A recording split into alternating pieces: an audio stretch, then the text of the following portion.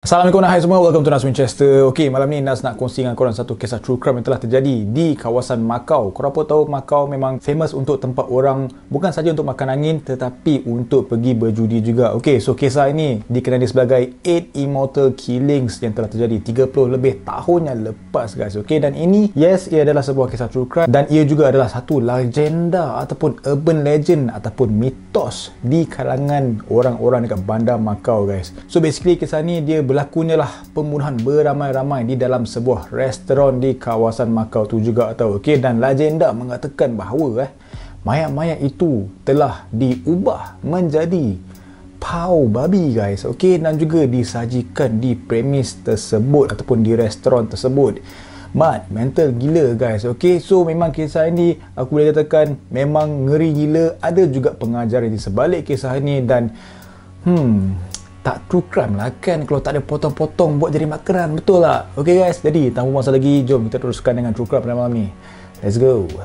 8 Immortal Killings juga dikenali sebagai jenayah The Human Pork Killings ataupun jenayah pau babi berlaku tepat 30 lebih tahun yang lalu guys, apabila seorang lelaki daripada China yang bernama Huang Ziheng telah membunuh sebuah keluarga seramai 10 orang di dalam restoran dia sendiri disebabkan hutang perjudian. Sebab itulah judi ni memang amat-amatlah dilarang guys. Ok, please lah jangan.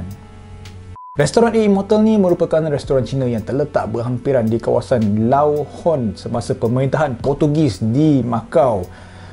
Sejarah mat, ok, zaman Portugis lagi guys. So menunjukkan yang memang dah lama gila restoran 8 Immortal ni tau. Dan restoran ini jugalah dia ada berkait rapat dengan sebuah hotel yang bernama 8 Immortal dan ia telah dimiliki oleh seorang yang bernama Zheng Lin, seorang penjual tepi jalan yang menetap di tempat tersebut pada tahun 1960-an. Dan keluarga si Zheng ni juga kan, dia telah membantu dia dalam restoran itu. Ok, termasuk jugalah dengan semua orang yang tinggal berdekatan dekat kawasan tersebut.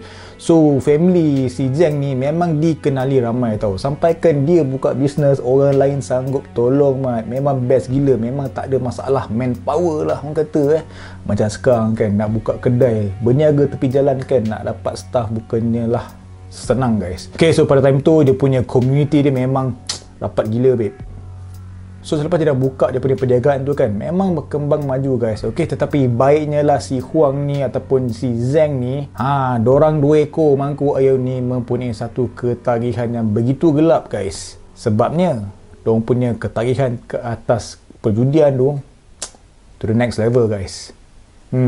Untuk lelaki yang bernama Huang Ziheng ni, ok, dia ni dilahirkan di China sebelum dia telah berhijrah ke Hong Kong pada tahun 1970-an tau. Ok, dan dia ni sentiasa berkait rapat lah dengan dunia jenayah. Dia ni memang mat true crime guys. Ok, memang banyak buat hal tau. Ok, sebab dia ni mempunyai beberapa identiti selama bertahun-tahun lamanya, terutamanya semasa beliau semasa dia ni tinggal di perantauan dekat kawasan kampung je lah. Ok, dekat situ dia dah buat nama dan juga beberapa identiti atas dia punya masalah-masalah jenayah lah. Dan ada satu hari ni pada tahun 1973 beliau terlibat dalam satu pergaduhan dengan seorang lelaki yang didakwa berhutang dengannya dan juga telah membunuh dia. Huang ni bunuh lelaki yang menghutangnya guys. Ok, so dia ni memang tak boleh main-main lah. Siapa hutang dengan dia tak bayar, hang memang settle lah orang kata.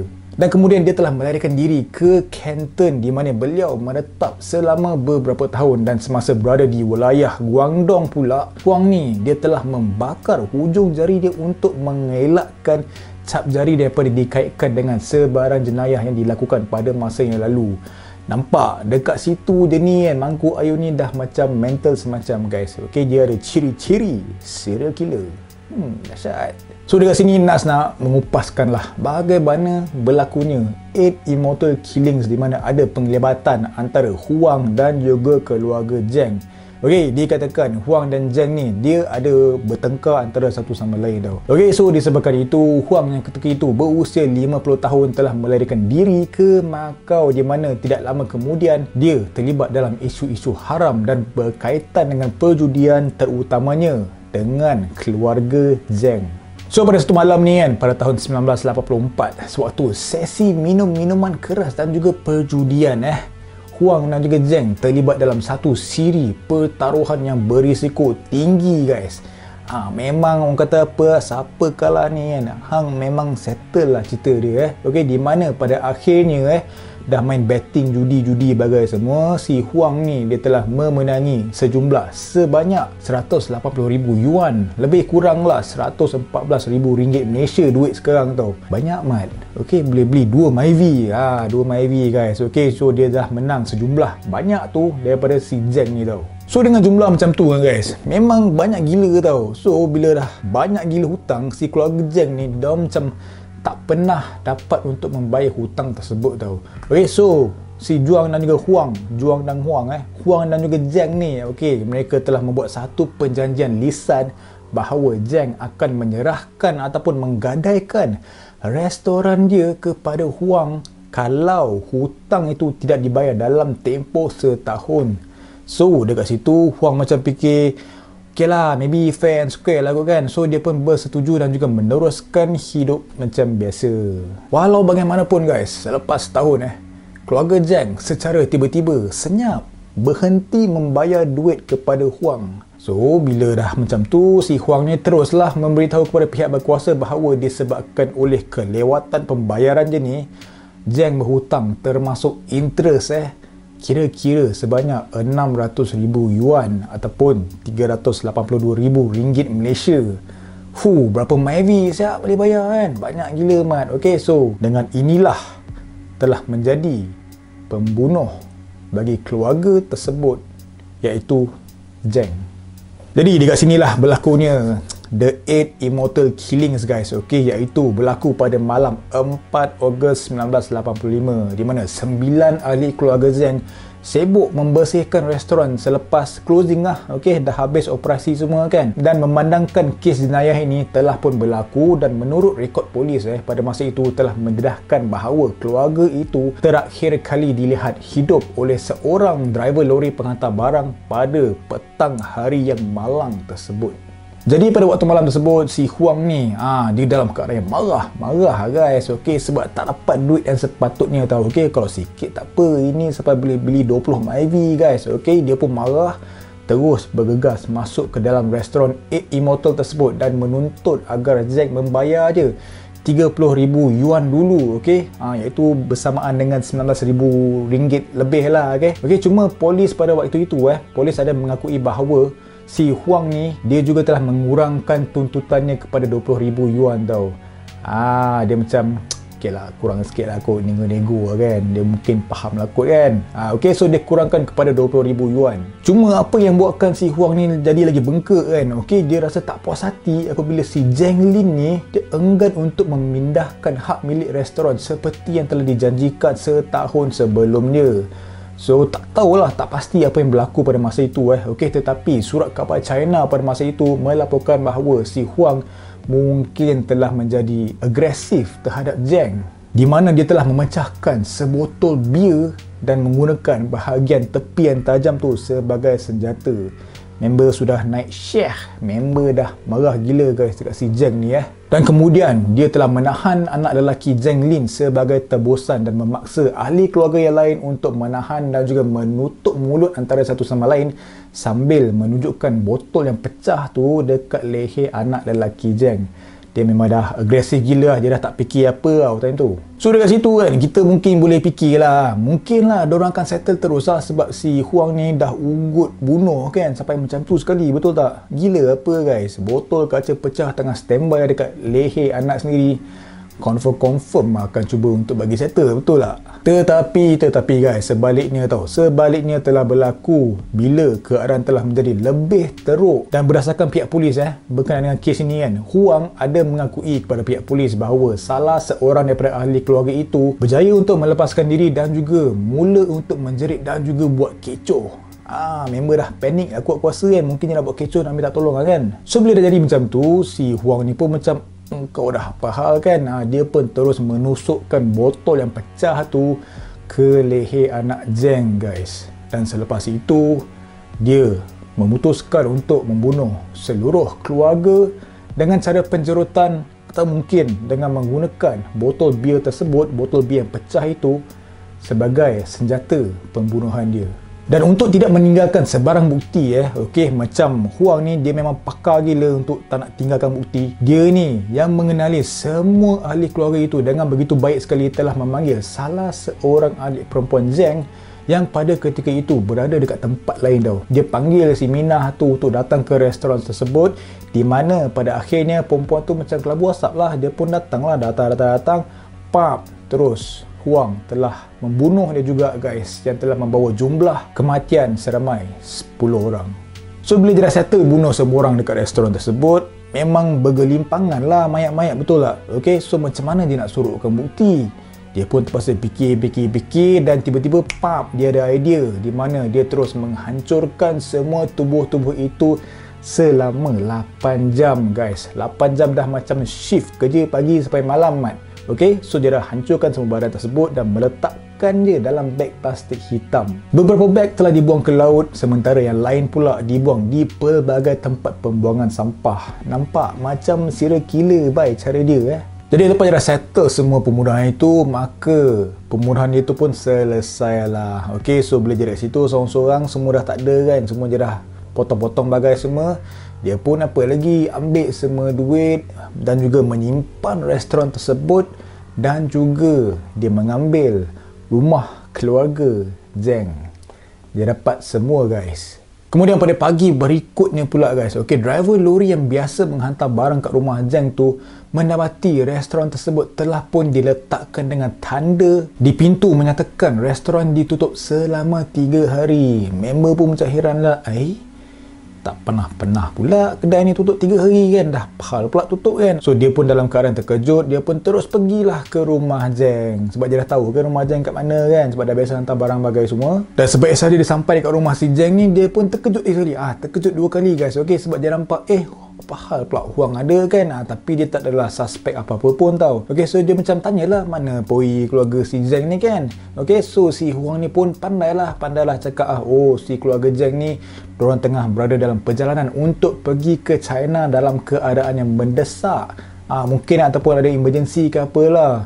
Aku pun tak tahulah kan, entah apa dia goreng kat driver tu kan. Tapi itulah apa yang dikatakan oleh Huang kepada driver lori tersebut. Nak dijadikan cerita, 4 hari selepas kes jenayah tersebut pada 8 Ogos 1985, seorang perenang dekat laut, dia tengah syok berenang semua kan, menemui 8 bahagian anggota badan manusia di sebuah pantai di Macau. Memang terkejut beruk lah si perenang tu kan. So dia pun terus membuatkan laporan kepada pihak polis, dan pada mulanya polis mengesyaki bahawa anggota badan manusia yang ditemui itu mungkin diserang oleh ikan jerung. Tapi selepas segala pemeriksaan telah dibuat dengan lebih terperinci, diorang tengok macam potongan dekat badan ni terlampau lurus tau untuk seekor jerung untuk membaham manusia tau. Macam pelik lah, takkan gigi jerung straight sangat kan, padu gila bay. Kalau straight aku pun nak juga gigi lurus macam ikan jerung tu kan. So dia fikir macam tak boleh jadi ni, sebab jerung kalau gigit ni memang settle ni tubuh badan ni kan. So dia macam pelik why bersih sangat potongan tersebut tau. Jadi disebabkan itu, penemuan itu telah membawa kepada siasatan polis yang lebih mendalam dan juga usaha untuk mencari individu yang mungkin hilang pada waktu tersebut. So dalam beberapa hari berikutnya, siasatan forensik telah menentukan bahawa anggota-anggota badan yang ditemui tersebut milik sekurang-kurangnya 4 orang yang berbeza guys, dan 3 bahagian badan manusia lainnya ditemui di pantai-pantai Macau semasa minggu berikutnya. Memang lama lah guys, sebab yelah bila dah buang dekat laut bagai semua kan, memang dah scatter lah, memang dah bergelimpangan kat laut kan. So itu yang menyebabkan proses untuk siasatan ni menjadi agak lama tau. Jadi dengan penemuan-penemuan ini semua kan telah menimbulkan satu minat besar daripada pihak polis, memang confirm lah, dan juga pihak media. Dan tak lupa juga, terdapat beberapa teori telah diajukan tentang apa yang telah berlaku berkenaan dengan tubuh badan yang telah dijumpai di tengah-tengah laut tu. Dan untuk bahagian tubuh badan yang lain kan, sebab diorang jumpa sikit je, dan selebihnya itu hanya ditemui dalam tong sampah guys, Dan bila diorang jumpa tubuh badan atau sampah tu 4 tahun selepas jenayah itu telah berlaku, iaitu pada tahun 1989. Nas pun tak tahu dah macam mana rupa tubuh badan yang telah dipotong-potong itu guys. Lama mat 4 tahun Dan sementara itu sementara kes tu tengah kecoh kan, seolah-olah macam tak ada apa yang berlaku tahu untuk si Huang ni, sebab dia meneruskan operasi restoran 8 Immortal dan juga meneruskan hidup dia macam biasa guys. Walaupun benda ni macam agak pelik ia tidak menimbulkan sebarang kejutan ataupun keanehan tau, okey, di khalayak orang ramai, sebab semua orang tahu yang si Huang ni memang dikenali oleh keluarga Zheng dan dia juga mempunyai dokumen perniagaan dalam pemilikan dia. So dekat situ nampak macam legit lah, dia ni memang hak milik barulah. Okey, dia ni adalah owner barulah restoran Immortal tu kan. Okey, dan kemudian untuk si Huang ni buat lebih banyak duit dia ni very business minded punya orang Dia telah pun menyewa rumah keluarga si Zheng. Memang time tu si Huang ni rasa macam, oh, my life is very perfect right now kan. Apa, keluarga Zheng dah tiada, duit semua aku ada, restoran aku ada, rumah aku dah sewa, dapat makan duit sewa tiap-tiap bulan kan. My life is very sempurna. Tetapi guys, segalanya kelihatan sempurna sehinggalah polis mula rasa curiga dekat Malak-On ni.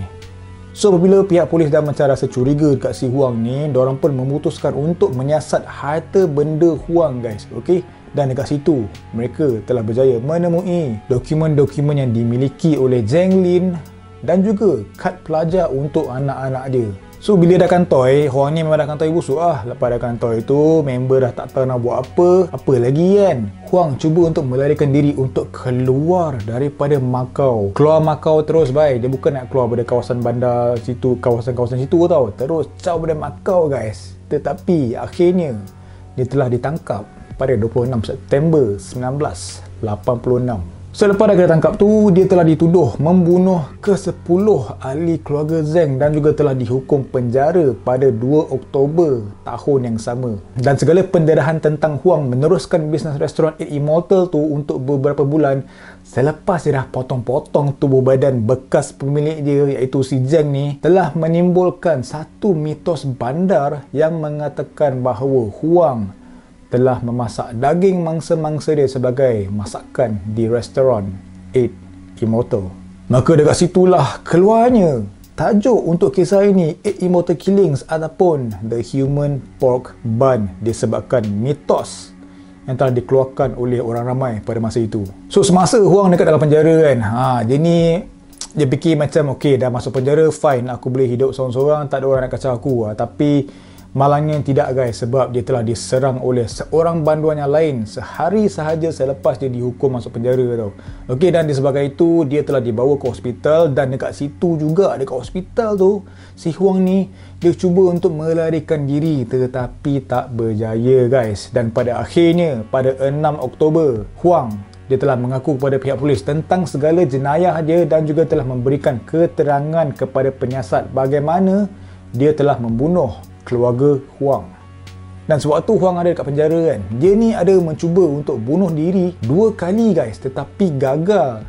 Cuma pada akhirnya dia berjaya untuk membunuh diri, iaitu pada 4 Disember 1986. Dia telah menggunting pergelangan tangannya dengan penutup tin, dan dekat situ juga dia ada meninggalkan nota bunuh diri ataupun suicide note dan juga sepucuk surat kepada pihak surat khabar untuk menjelaskan segala tindakannya dan juga menyatakan dalam nota tersebut bahawa dia bunuh diri bukan disebabkan untuk pengampunan dosa dia, tetapi untuk melepaskan diri dia daripada penyakit asma kronik yang telah dideritainya selama bertahun-tahun.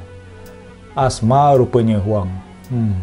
Kalau korang nak tahu kan, mungkin ada yang dah tahulah kisah 8 Immortal ni kan. Okay, so kes jenayah ini telah menjadi terkenal dalam filem Hong Kong guys. Okay, pada tahun 1993 yang bertajuk The Untold Story, di mana filem ni telah menampilkan versi fiction lah pembunuhan keluarga Zheng, dan juga terdapat desas-desus bahawa cannibalism telah pun berlaku selepas kematian ke-10 orang tersebut.